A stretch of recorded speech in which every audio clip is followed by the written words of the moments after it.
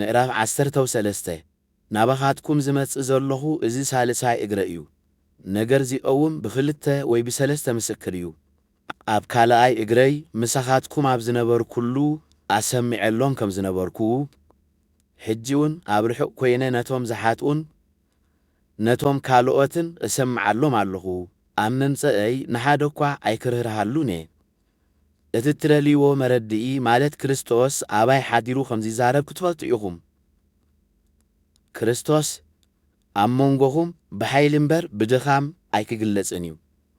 ብርግጽ ክርስቶስ ብድኻም ሥጋ እዩ ተሰቒሉ ብሓይሊ ኣምላኽ ግና ሕያው ኮይኑ ይነብር ኣሎ ንሕና እውን ተኻፈልቲ ድኻሙ ኢና ኣብ ማእከልኩም ክንዓይ ኸሎና ግና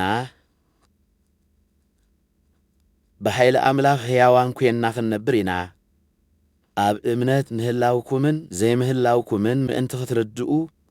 ንገዛእ ርእስኹም መርምሩ ከምኡውን ፈትኑ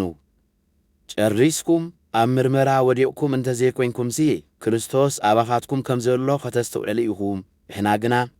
ኣብ ምርመራ ከም ዘይወደቕና ክትፈልጡ ተስፋ እግብር ኣለኹ ከቶ ክፉእ ከይትገብሩ ንኣምላኽ ንልሙን ኣሎና ንሕና እኳ ኣብ ምርመራ ከም ዝወደቕና እንተትቖጸርና ንስኻትኩም ሰናይ ምእንቲ ክትገብሩ እምበር ንሕና ኣብ ምርመራ ከም ዝተዓወትና ምእንቲ ኸነርኢ ኣይኮነን ንጽልዮ ዘሎና ከመይ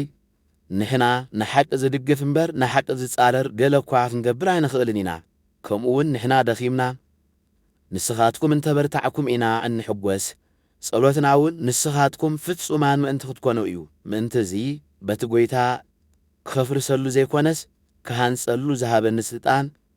ምስ መጻእኩ ምእንቲ ኸይበርታዓልኩም ገና ርሑቕ ከለኹ እጽሕበልኩም ኣለኹ ብዝተረፈስ ኣሕዋተይ ደሓን ኩኑ ፍጹማን ኩኑ ምኽረይ ስምዑ ተሰማምዑ ብሰላም ንበሩ ኣምላኽ ፍቕርን ሰላምን ከዓ ምሳኻትኩም ክነብር እዩ ንሓድሕድኩም ብቅዱስ ምስዓዓም ሰላም ተባሃሃሉ ኩላቶም ኣመንቲ ሰላም ይብልኹም ኣለዉ ጸጋ ጐይታና ኢየሱስ ክርስቶስን ፍቕሪ ኣምላኽን ሕብረት መንፈስ ቅዱስን ምስ ኩላትኩም ይኹን ኣብ እምነት ምህላውኩምን ዘይምህላውኩምን ምእንቲ ክትርድኡ ንገዛእ ርእስኹም መርምሩ ኣብ ካልኣይ እግረይ ምሳኻትኩም ኣብ ዝነበሩ ኩሉ ኣሰሚዐሎም ከም ዝነበርኩ